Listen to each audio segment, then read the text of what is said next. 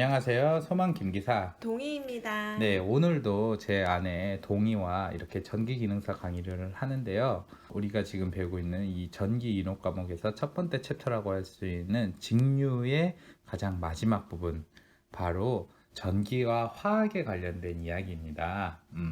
동희야, 응, 전기 자체도 어려운데 응. 오늘 공부는 직류 쪽에서 끝판왕답게 응. 화학에 대한 이야기도 나와. 어때? 뭐 새로운 거 배우는 건 좋지.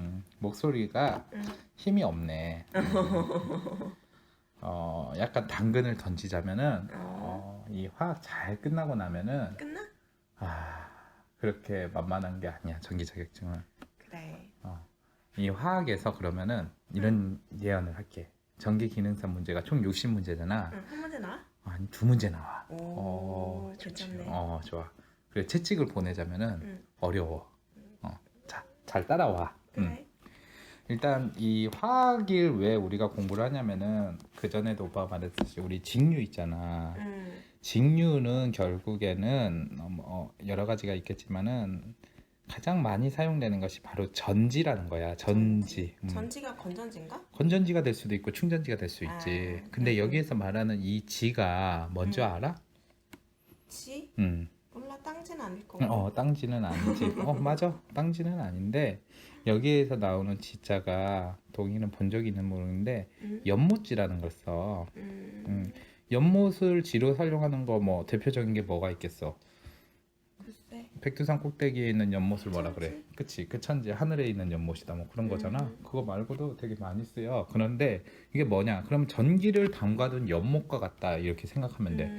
그래서 우리가 이제 전기 하면 항상 발전소에 있는 전기만 생각하는데, 이렇게 전지라는 거는 결국 보관을 하고 다녀요. 그런데 여기서 중요한 게, 이 전기 자체를 보관하고 다닌다는 게 단순히 우리가 어디 그 콘센트에서 이렇게 전기를 받아다가 우리가 물 담듯이 어디 양동이에다 담는 게 아니라, 건전지 자체의 화학작용으로 인해서 전기를 발생을 시키고 우리가 또 사용을 하는 게 된다는 것 또한 화학작용이다. 이게 바로 전지의 원리야. 큰 뜻에서 보면. 예전에 오빠가 그 동이랑 그 전류에 대한 이야기를 했을 때 뭐 원자 이야기도 하고 뭐 전자 이야기도 하고 막 그랬던 거 기억나? 응. 그 그, 너구리 했던 거. 그치. 너구리 한 마리 잡아갔잖아. 그런데 이제 그때 오빠가 이제 그 원자 하면서 원자 핵, 그리고 그 주변으로 이제 음전하가 있고 뭐 자유전자 뭐 이런 개념에 대해서 이야기를 했는데, 여기에서 우리가 또 전지 쪽으로 가면 새로운 개념이 하나가 생겨. 바로 이온. 이온이라는 거 많이 들어봤지. 이온이라는 것은 간단하게 말을 하면은 전자를 읽거나 얻어서 전기를 띤 원자다. 자, 이 원자라는 것을 알았는데, 이때 양전하를 띤 이온 있잖아. 이걸 가리켜 양이온이라 그래. 많이 들어봤지. 그리고 음전하를 뗀 이온을 음이온이라 그래. 가끔 뭐 공기청정기 뭐 이런 데 보면 뭐 음이온이 뭐 발생하니 어쩌니 뭐 말. 그리고 양이온 같은 경우에는 영어로 이렇게 쓰기도 해. 뭐라고 읽을까? 캐션? 그치? 나도 처음에는 캐션이라 읽었는데 아니더라고. 캐션? 카티온이라고 하더라고. 카티온? 이 뒤에 보면 이온이 써 있어. 그리고 음이온은 이렇게 뭐라고 읽을까? 어니언? 어니언? 어니언은 저건데. 양파 아니야? 이거는 아니온이라고 하더라고. 아니요. 양이온과 음이온 이렇게를 우리가 구분할 수 있고, 그리고 여기에서 이제 양이온과 음이온의 성질을 가지지 않은 게 있어. 그게 바로 중성인 분자인데, 이 중성인 분자가 전자를 얻거나 잃는 과정, 이 자체를 가리켜 이온화라고 해. 이온화. 그리고 이것을 또 다른 표현으로 하면은 전리라는 표현도 써.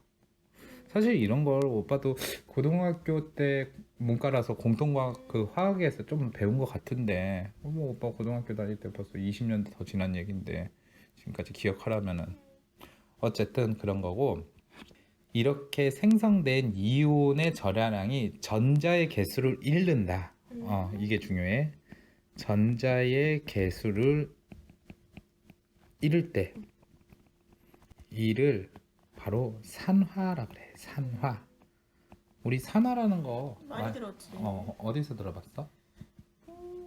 어디서 들었더라? 뭐 산화됐다는 얘기 많이 들었는데. 예를 들면은 이제 철이 산소와 이렇게 결합하여 산화작용이 바로 녹이 쓴다 할 때 그치? 그럴 때도 막 썼지. 그리고 똑같이 이 전자의 개수를 얻을 때, 어디? 네. 그럼 산화의 반대말, 이거는 우리가 많이 들어봤을 거다.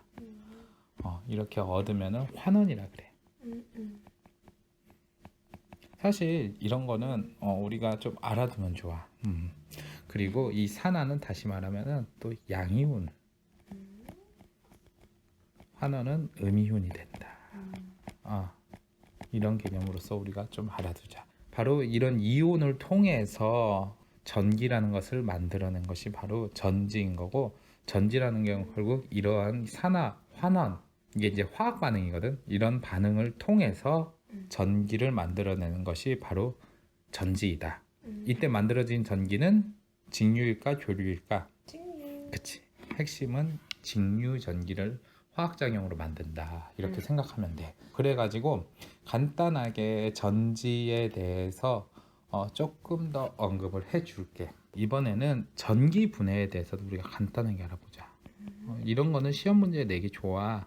왜냐하면은 용어도 어렵고 사실 뭐 우리가 화학 분석기사 공부할 것도 아니지만은 그래도 이 정도는 좀 알아두는 게 좋을 것 같아.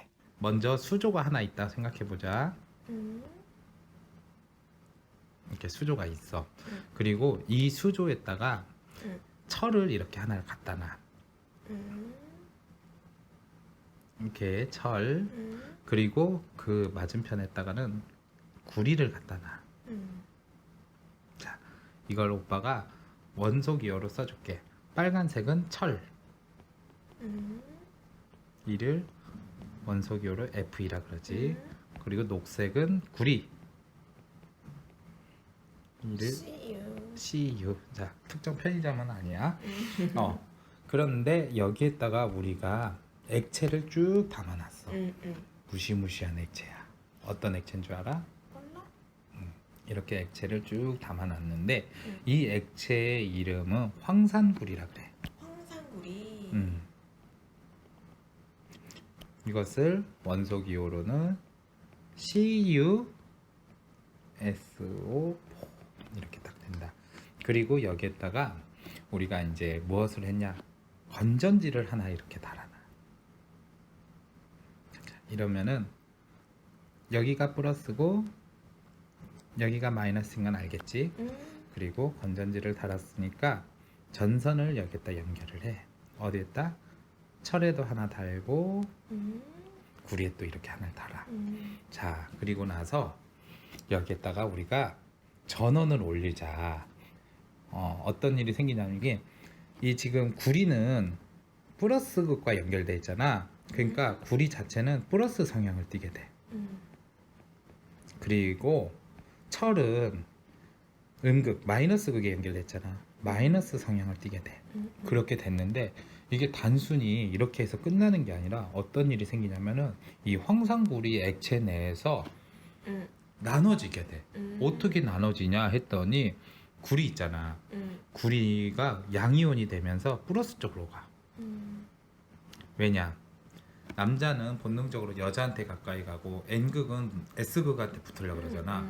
마찬가지로 양이온은 음극 쪽으로 가려고 그런단 말이야. 그런데 황산염이라고 하는 녀석은 생성이 돼갖고 얘는 음이온이야. 플러스극 쪽으로 가려고 그러게 돼.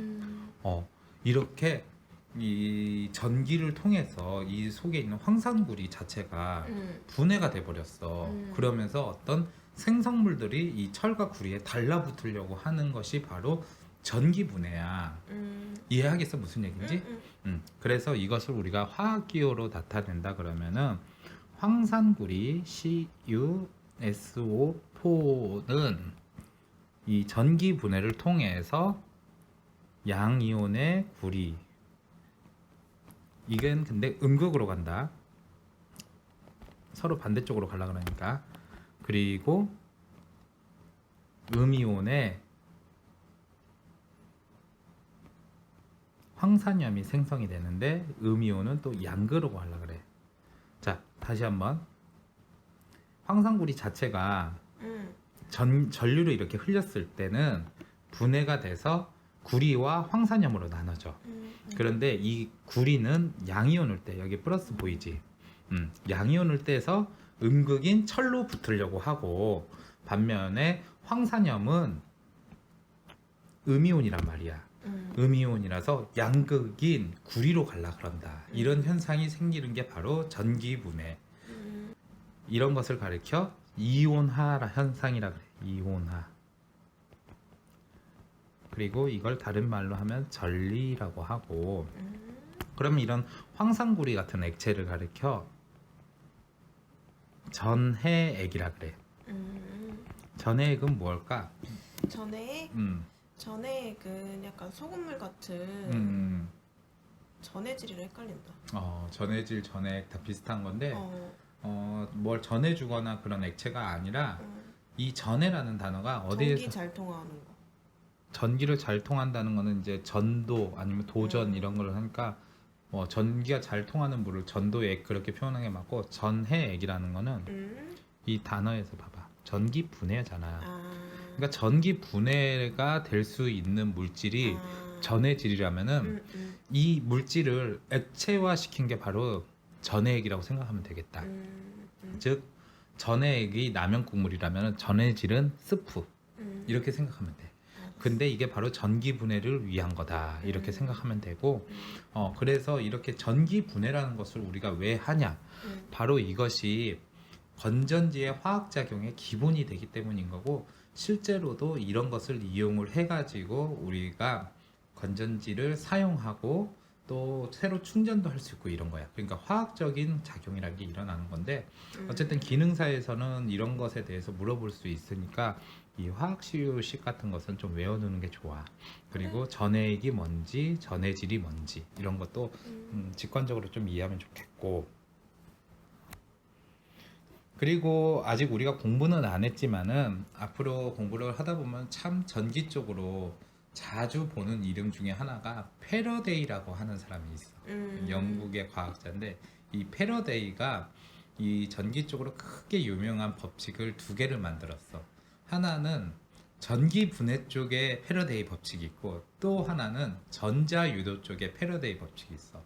지금 우리가 공부할 거는 바로 이 전기 분해 쪽의 패러데이 법칙이야. 나중에 우리가 정자계 쪽에 수업을 하다 보면은 전자 유도에 대해 패러데이 법칙이라는 것을 또 공부하게 돼. 그거와는 이름은 같지만은 다른 거다.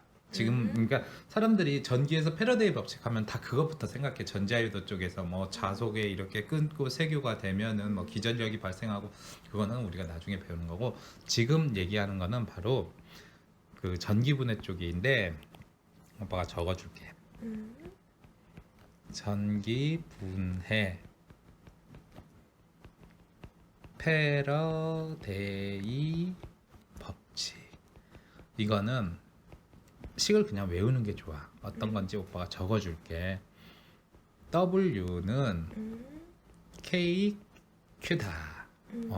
근데 여기에서 Q라는 것이 무엇이냐? 그러면은 혹시 기억이나? 우리 예전에 전류 설명할 때 전하량 또는 전기량이라고 했던 거.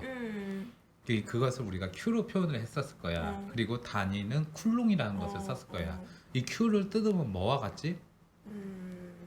기억이 날지 모르겠는데, 이 Q는 전하량 또는 전기량이라 그랬잖아. 이거는 전류 곱하기 시간 개념이야. 그래가지고 이걸 통상 전류가 뭐지? I지. 시간은 영어 소문자 C잖아. 그치? 이렇게 하기 때문에 이 전기 분해의 패러데이 법칙에서는 K, I, T다. 그렇게 따져. 자, 근데 이렇게만 외울 게 중요한 게 아니라 이 기호들이 다 무엇을 의미하는지도 되게 중요하잖아. 이 W라는 것이 무엇을 말하냐면은 석출되는 물질의 양이야.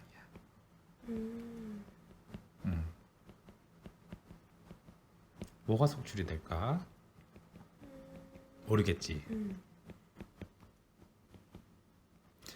앞에 이걸 우리가 전기분해 실험을 했었잖아. 그러면은 이온화 과정을 통해서 이 양이온이 된 구리와 음이온이 된 황산염이 있다고 했고, 이게 여기에 이 철과 구리에 달라붙는다 그랬었지. 이 달라붙는다는 것은 이렇게 분해가 돼서 물질들이 새로 생성이 되는 거야. 이 생성되는 양을 말하는 거야. 전기 분해를 통해서 그게 석출되는 물질의 양이라고 표현을 했어. 근데 우리가 지금 그냥 전기 분해가 된 게 아니라 전류를 흘려보냈잖아. 앞에 그거 수조 위에서, 그치? 건전지를 두고. 그렇기 때문에 그 전류에다가 시간을 곱한 이 개념이 바로 Q 여기고, 이 K가 또 무엇이냐? K? K는 보통 상수. 그치, 상수라는 개념을 많이 쓰는데 여기에서는 우리 전기 쪽에선 잘 쓰지 않지만은 화학 당량이라는 표현을 써. 당량. 내가 화학 분석기사도 아닌데 이 당량을 내가 찾아보니까 무엇인가 봤더니 원자가분의 원자량이라는 공식을 또 쓰더라고. 이게 좀 어려운데 요즘엔 더군다나 이 화학 쪽에서도 이걸 안 쓰는데 몰이라는 개념을 많이 활용하게 되면서, 근데 어쨌든 이 당량이라는 것은 뭔가 이렇게 주어진 값인가 봐. 그래가지고 이게 뭐 어떤 원소가 어느 정도의 어떤 가치가 있는 것이 몇 그램이고 그런 원소가 몇 개가 있는 그 양이 뭐 이렇게 해갖고 뭐 구하는 것 같은데, 오빠도 솔직히 화학적으로 잘 몰라. 어쨌든 이 값은 주어지는 거야. 그러니까 당량이라는 개념. 이 K는 그런 거야. 그러니까 결국에는 이 앞서 오빠랑 같이 그 실험에서 본 것 같이 전기 분해를 위해서 석출되는 양이 어느 정도인지 볼 때 바로 이 패러데이 법칙을 쓰고, 여기에서 K는 화학 당량, 그러니까 주어진 값이 되고, 그 다음에 전류와 시간, 이걸 곱한 개념이 바로 전하량이다. 즉 화학 당량에서 전하량을 곱한 값이 석출되는 양이다. 이렇게 생각을 하면 돼. 자, 패러데이 법칙에 대해서 이해를 했으면은 패러데이 상수에 대해서도 간단하게 알아보자. 패러데이 상수라는 거는 쉽게 말하면 주어지는 숫자 그런 개념이라 그랬잖아. 이걸 가리켜 보통 이제 이 패러데이라는 이름에서 따가지고 F를 써. 이 패러데이 상수 역시 F인데 F가 어떻게 되냐, 이것에 대해서 간단하게 이야기를 하면은 K분의 1g 당량이다. 이렇게. 잘 생각해야 돼. 1g당 양이 아니야. 1g 당량이야. 그리고 이거는 거의 일정하게 간다. 이게 바로 패러데이 상수를 말해. 패러데이 상수의 단위는 쿨롱을 쓴다. 이게 무슨 얘기고 하고 알아보니까 그 1g 당량을 석출할 때 필요한 전기량을 구하는 것.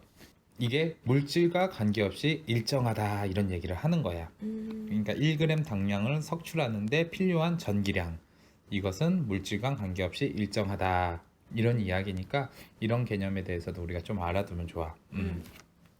그리고 이제 본격적으로 우리가 이제 실생활에서 볼 수 있는 전지에 대한 얘기를 간단하게 해줄게. 그래. 지난번에도 오빠가 잠깐 전지에 대해서 우리가 언급할 때 전지는 크게 1차 전지가 있고 2차 전지. 뭔지 기억이 나? 응. 우리 동이가 쓰고 있는 스마트폰 전지는 1차일까 2차일까? 1차. 2차야. 왜냐하면은 이렇게 열심히 쓰고 저녁에 돌아오면은 이제 배터리가 방전이 되면 다시 꽂아놔서 충전을 쓰잖아. 충전과 방전을 쓸 수 있는 게 2차 전지야. 그리고 1차 전지 같은 경우는 대표적인 게 그 시계 배터리 같은 거, 우리 이게 시계 배터리가 다 떨어져. 즉 약 먹을 때가 되면 기존에 있는 약은 그냥 버리고 새로 사다가 끼고 그러잖아. 이렇게 한 번만 쓰면 끝나는 거. 뭐 이게 굳이 일회용이라고 보기는 어렵지만 재생 자체가 안 되는 거. 재생 자체가 안 되는 게 1차 전지다. 그래. 그래서 그런 건전지류 같은 것이 대표적으로 1차 전지인 거고, 2차 전지 같은 경우는 우리 스마트폰에서 쓰는 배터리 같은 경우는 리튬 이온이라 그래. 근데 이제 리튬 이온도 있지만은 자동차에서 사용되는 배터리 있거든. 그걸 납축 전지라 그래. 납축 전지 같은 경우도 대표적인 2차 전지. 그리고 예전에 뭐 TV 광고에서도 뭐 100만 21, 100만 22 하고 막이 팔굽혀펴기 하는 배터리 알지? 뭐 알칼리 뭐 그런 배터리 같은 경우에도 대표적으로 2차 전지가 되고, 그 외에는 이제 뭐 물리 전지라고 해가지고 그 태양광 같은 데서 이용하는 그 어레이에 있는 태양광 전지 이런 걸 이제 물리 전지라고 그러고, 또 요즘에 이제 뭐 수소 자동차 같은 것을 국내 자동차 제조사도 많이 제작하는데, 이런 수소 자동차 같은 경우는 외부에서 연료를 공급하는 동안 전기를 발생시키는, 즉 기전력을 발생시키는 걸로써 이런 거는 연료 전지라 그래. 근데 우리는 이제 크게 1차 전지와 2차 전지의 차이 같은 걸 알아두면 돼. 자, 그러면은 1차 전지의 대표적인 그 볼타 전지에 대해서 오빠가 얘기를 해줄게. 이 볼타 전지는 최초의 1차 전지 같은 개념으로서 우리가 그 전압 같은 거 말할 때 볼테이지나 볼트 이런 것도 이 볼타 전지에서 따왔어. 그래갖고 이것을 간단하게 우리가 이해를 해보자. 먼저 아까 같이 똑같은 그림을 그려줄게. 오빠가 이렇게 수조가 있고 이 수조에다가 액체를 뿌려. 무슨 액체냐? 그러니까 전에 전액 같지만은 묽은 황산액을 이렇게 쓱 뿌려준다. 그리고 여기에다가 우리가 또 금속체를 이렇게 넣어준다. 어떤 금속을 넣어주냐면은 구리랑 좋아. 구리가 되겠고, 일단은 여기에다가 아연을 넣어줘. 아연을 넣어주고, 그리고 여기에다가는 전류가 잘 흐르는 구리. 개구리가 아니라 그냥 구리야. 이렇게 넣어준다. 그리고 이곳에 전선을 또 연결을 해. 어떻게 연결을 하냐면은 이렇게 놓고 여기에다가 이제 우리가 스위치를 하나를 달아. 그리고 여기에다가 저항을 딱 이렇게 걸려놔. 그리고 나서 이렇게 딱 연결을 해. 그렇게 나서 여기에다가 이제 스위치를 딱 연결하면 폐회로가 생기잖아. 폐회로가 생긴다는 건 전류가 흐를 수 있잖아. 그래서 여기 스위치를 딱 누르는 순간 뽀글뽀글뽀글 하면서 수소 기체가 나와. 뽁뽁뽁뽁 하면서 막 무서워. 알다시피 수소 기체는 폭발성이 강해서 불꽃에 닿았던 뻥 하고 터진단 말이야. 이러면서 이 수소 기체가 발생을 하면서 기전력이 발생이 돼. 기전력이라는 건 전압을 유지하는 힘이기도 하지만은 결국 전기를 발생시키는 거와 똑같잖아. 그래갖고 전류가 이 구리로부터 움직여갖고 이쪽 아연판 쪽으로 이렇게 가더라. 이게 바로 볼타 전지의 원리인 거야. 그래가지고 자, 이것을 가르쳐 볼타라고 하는 사람이 화학식을 썼어. 이게 무슨 얘기냐 봤더니 H2SO4 이것에 결국 이렇게 폐회로로 구성을 하니까 어떤 일이 있었냐, 양이온에 산소가 발생을 하고 음이온에 황산염이 발생을 하더라. 이런 것을 우리가 알 수 있었어. 자, 이게 바로 묽은 황산이야.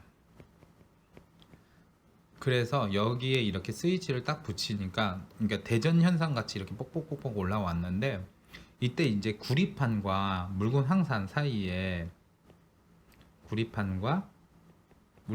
사이에 전위, 즉 전기 위치의 에너지의 차이가 발생을 했어.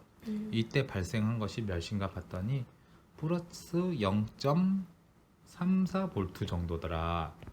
그리고 아연판과 묽은 황산 사이에 전위를 재서 봤더니 마이너스 0.76V 정도더라.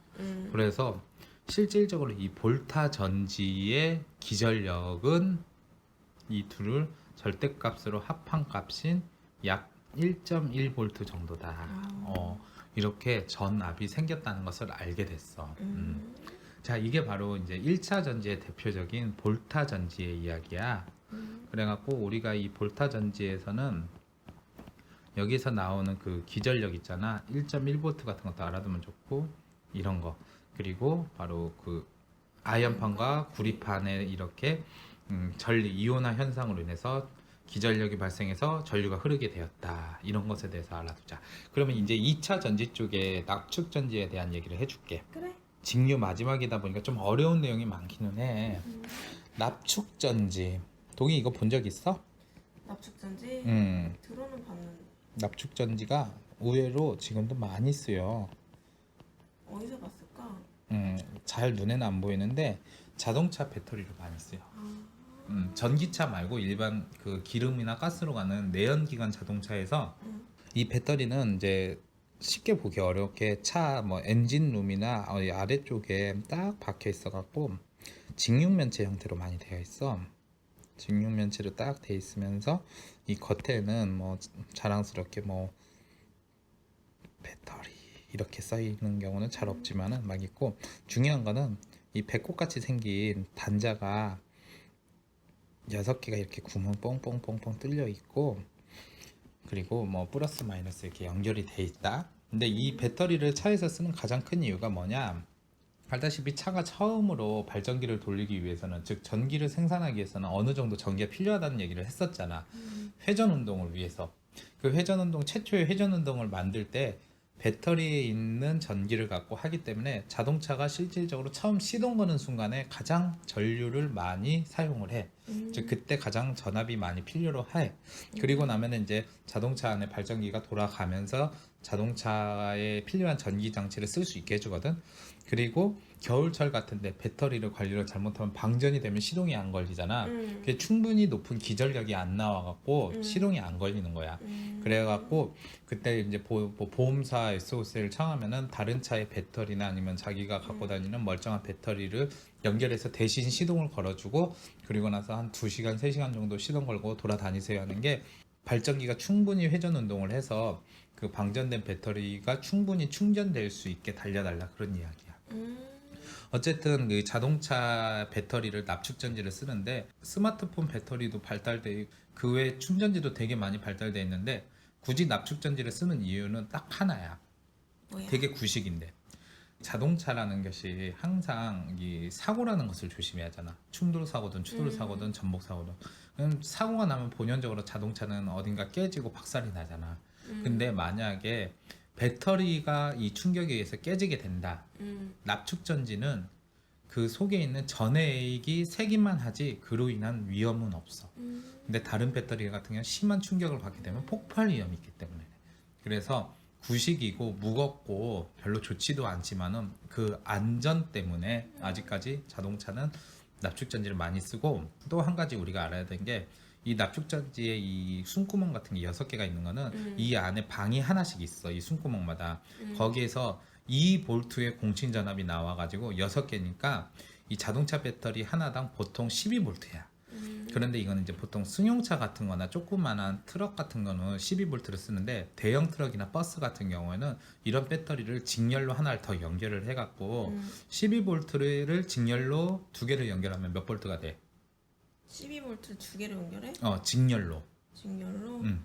24. 그치, 24볼트가 돼. 그래서 버스나 대형 트럭은 24볼트, 소형차나 승용차 같은 경우는 12볼트 이렇게 된다. 그걸 알아두면 돼. 어쨌든 납축전지에 대해서 오빠가 간단하게 화학식을 얘기를 해줄게. 그래.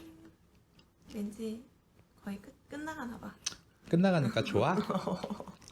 이게 끝이 아니야. 앞으로 정전계, 정자계, 교류하고 나면은 또 전기기기, 전기설비. 부정적인 얘기하지 마. 현실이야? 공부는 어렵지만은 그 뒤에 열매가 달다 생각하면은 그래.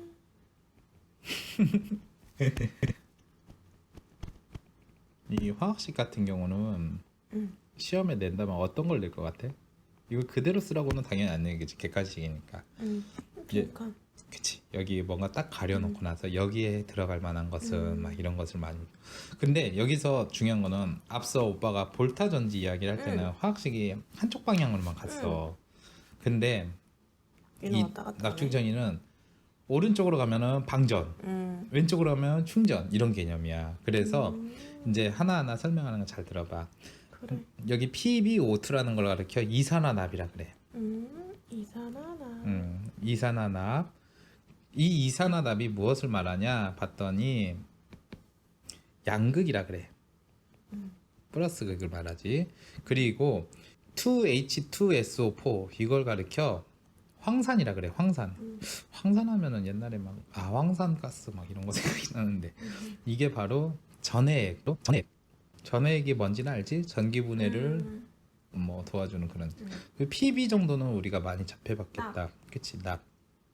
실제로 이 납축전지라는 게 이게 뭐겠어? 납이 이렇게 있다는 거야. 그리고 납을 한자로 쓰면은 연이라 그래. 그래서 예전에 자동차 보면 이 휘발유 중에 무연 휘발유 막 그런 게 납이 안 들어있는 휘발유다. 뭐 그런 얘기였어. 그게 이제 뭐 좀 환경 오염 같은 걸 덜 시킨다. 뭐 그런 의미로 그런 얘기가 나온 것 같아.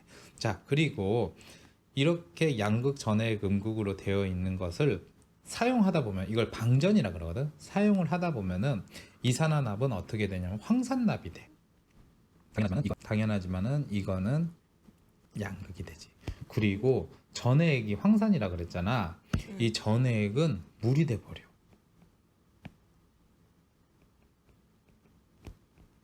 마지막으로 음극에 있던 납은 황산납이 또 된다. 똑같지?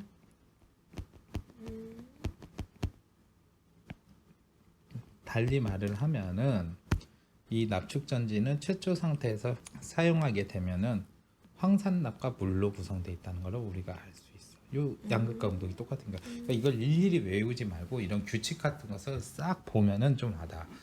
우리가 자동차에 시동을 걸지 않은 상태에서 전기를 이렇게 사용을 한다 그러면은 이렇게 방전 쪽으로 가게 되는데, 자동차에 시동을 걸게 되면은 그 자동차 엔진의 회전 운동을 위해서 발전기가 돌아가게 되고, 발전기가 돌아가면 그때 나온 전기를 이 납축전지에 충전을 하게 되면 다시 이쪽으로 이렇게 오게 되는 거지.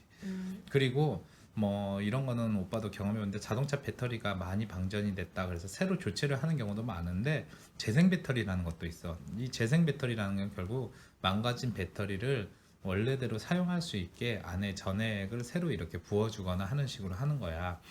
그런데 뭐 새 것만은 못하다 뭐 그런 얘기도 있고 그런데 진실은 저 너머에 있지. 나도 잘 모르겠어. 자, 그리고 납축전지의 특성에 대해서 간단하게 얘기를 해줄게. 그래. 오빠가 그 얘기를 했을 거야. 이 네모 배터리 안에 6개의 방이 있다. 이 방을 가리켜 셀이라는 표현을 써. 셀. 세포와도 비슷하지. 이 셀이라는 것당 기전력의 크기가 어떻게 되냐? 기전력이라는 거는 결국 전압과 비슷한 거잖아. 그런데 이게 이제 2차 전지는 두 가지를 또 구분을 해야 돼. 바로 충전할 때와 방전할 때. 방전. 방전될 때. 그치? 우리가 사용할 때지. 이때 어떻게 되냐면은 충전할 때는 2.05에서 2.08V, 방전할 때는 1.8V. 그러면은 자동차 배터리는 6개의 셀로 있다 그랬잖아. 그러면 1.8에서 6을 곱하면 몇이 돼? 1.8에서 6? 48. 한 10.8V가 10.8. 되잖아. 어. 그래서 자동차 배터리가 10.8V 이하가 된다 그러면은 이 배터리는 더 이상 충전을 할 수 없어. 왜냐하면은 이 방전 종지 전압이라는 것이 나오는데, 이게 어떤 얘기냐면은 이 배터리의 전압을 쟀을 때 방전 종지 전압 이하의 값이 나오게 된다 그러면은 아무리 충전을 해도 회생이 불가능해. 죽은 자식 뭐 만지기랑 똑같은 거야. 그리고 공칭 전압이라는 게 있어. 공칭 전압이라는 거는 앞서 그 우리가 전기를 사용할 때 220V다 할 수 있는, 즉 공식으로 부를 수 있는 전압을 공칭 전압이라는데, 이 충전할 때만 용이해. 왜냐, 방전할 때는 애초에 전압이 없는 개념이니까. 이게 바로 2V야. 그래서 방금 전에 말했듯이 이 배터리가 6개의 셀로 이뤘다면 2 곱하기 6개 해서 12V 배터리다 이렇게 되는 거야. 그리고 전해액의 비중은 이거는 그냥 우리가 알아두자. 1.2에서 1.3 정도다. 그리고 이 배터리의 용량 있잖아. 이게 용량이 크냐 작냐 이런 걸 따질 때는 어떻게 하냐. 이거는 우리가 저거랑 달라. 전력량은 와트 아워를 썼다는 거 기억나지? 킬로와트 아워 뭐 이런 식으로. 근데 배터리의 용량은 AH라는 걸 써. 뭘까? 아하가 아니라 A는 암페어, 그리고 H는 아워. 암페어 아워라는 걸 써. 이게 그러면은 뭐냐? 암페어라는 건 전류잖아. 근데 단순 전류가 아니라 방전 전류라 그래. 방전 전류 곱하기 시간. 이런 개념으로 이렇게 보면 되겠고. 자, 이번에는 배터리에 대한 문제 있잖아. 문제에 대해서 두 가지 대표적인 것을 이야기하면 될 것 같아. 자, 거기에서 이제 유명한 것이 바로 분극작용이라는 게 있어. 분극작용. 이걸 가리켜 뭐 분극화라 그러기도 하고 성극작용이라고도 하고 뭐 그러는데 이게 어떤 거냐? 일정한 전압을 가진 건전지 같은 게 있는데 여기에서 이제 부하를 딱 걸었어. 그런데 여기서 뭐 플러스 극이나 마이너스 극 같은 데에서 약간의 이제 수소 기포가 생겼는데 이 수소 기포가 생기게 되면 뭐가 문제냐면은 기전력 자체가 떨어지게 돼. 아 그래? 전압을 일정하게 못 해주니까. 그렇지. 아니 기전력이 떨어진다는 거지. 전압을 일정하게 못 한다니까 전압 자체도 떨어지게 되고 그러면은 결국 방정 종진 전압까지 떨어지게 되면 그 건전지는 아예 못 쓰게 되잖아. 수명도 단축될 뿐더러 애초에 수소가스라는 것 자체가 위험하잖아. 그래서 이 분극작용이라는 거는 간단하게 말을 하면은 양극의 수소 기체 발생으로 기전력 감소다. 기전력이 감소하는 거는 분극 어. 작용. 자, 그러면은 이런 것을 우리가 그냥 갖다가 쓰고 뭐 그러면 위험하잖아. 이것을 우리가 줄이고자 하는 방법이 무엇이냐 그러면은 감극제라는 것을 사용을 하면 돼. 감극제. 그렇구나. 감극제를 사용한다. 그래가지고 이 감극제를 어떤 걸 사용하느냐에 따라서 건전지의 이름이 달라지게 된다. 뭐 망간을 사용하면 망간전지, 알카리성 액을 사용하면 알카리전지, 뭐 이런 식이 되는 거고. 그리고 또 하나 이제 알아둘 것이 바로 국부작용이라는 게 있어. 국부 같은 경우는 우리 동의도 의료기사로 일을 해봐서 알겠지. 국부가 뭐야? 부분 마취. 부분적인 걸 말하잖아. 근데 이제 보면은 우리가 이제 건전지 같은 거 이렇게 딱 있다 그렇게 감안해서 보자. 그러면은 플러스가 있고 마이너스가 있어. 그런데 이런 끝에 이 전극이라고 하는데 여기에 막 오염물질이 많이 묻어 있다고 생각을 해봐. 이 마이너스 쪽에도 이렇게 불순물 아니면은 이 속에 전액 같은 거에 불순물이 많이 있잖아. 이런 건전지가 있다면 이런 양극이 더러워지잖아. 불순물 같은 게 막 묻어 있을 수가 있잖아. 이 불순물로 인해서 국부적인 자체 방전이 일어날 수 있다 이거야. 일부적으로. 일부적으로. 이걸 가리켜 국부작용이라 해. 그러면은 이것을 예방하기 위해서는 어떻게 하냐? 이 전극 자체가 불순물 같은 게 포함되어 있지 않는 순수 금속이나 아니면 수은으로 이렇게 도금을 한 금속을 사용한다. 그래. 해결 방법 순수 금속. 금속 또는 순 도금 순 금속. 이런 것을 사용하면 된다. 실제로 오빠 군대에 있을 때 오빠는 이제 그 트럭을 운전을 했는데 차량 정비할 때 했던 일 중에 하나가 이 배터리 있잖아. 배터리 위에 단자 있잖아. 이것을 솔 같은 걸로 딱딱 닦아내는 작업을 많이 했어. 여기에 불순물이 많이 생기면은 방전이 빨리 되고 운전병들은 차량을 시동 걸었을 때 차량에 시동이 안 걸린다. 즉 방전이 돼 있다고 하면은 고참들로부터 많이 혼나. 그래서 방전 안 되게 하는 게 되게 중요하거든. 그래서 항상 이렇게 배터리를 닦고 그랬어. 어쨌든 오늘 여기까지 이제 직류 모든 공부가 끝났는데 어때? 직류? 처음에는 좀 뭐 할만하다 재밌다 하다가 뒤에 가서 뭐 어려운 그 배터리 이야기도 나오고 화학 얘기도 그러니까. 나오고 오메 법칙까지 딱 할 만했는데. 오메 법칙만 갖고 전기를 설명한다면은 우리나라의 많은 전기 강사 어려운 것을 쉽게 가르쳐 주시려고 노력하시다 보니까 그분들이 지금 이 자리에 있는 거지. 그래. 여튼 직류의 10개의 강의는 모두 마쳤고 다음 강의부터는 전자기학의 하나인 전계에 대해서 뭐 커패시터 얘기도 나오고 뭐 이런 거가 있으니까 잘 따라와. 그래. 지금까지 열심히 공부해줘서 고마워. 고생했어. 하나 둘 셋 하면 화이팅 하자. 응. 하나 둘 셋 화이팅! 화이팅!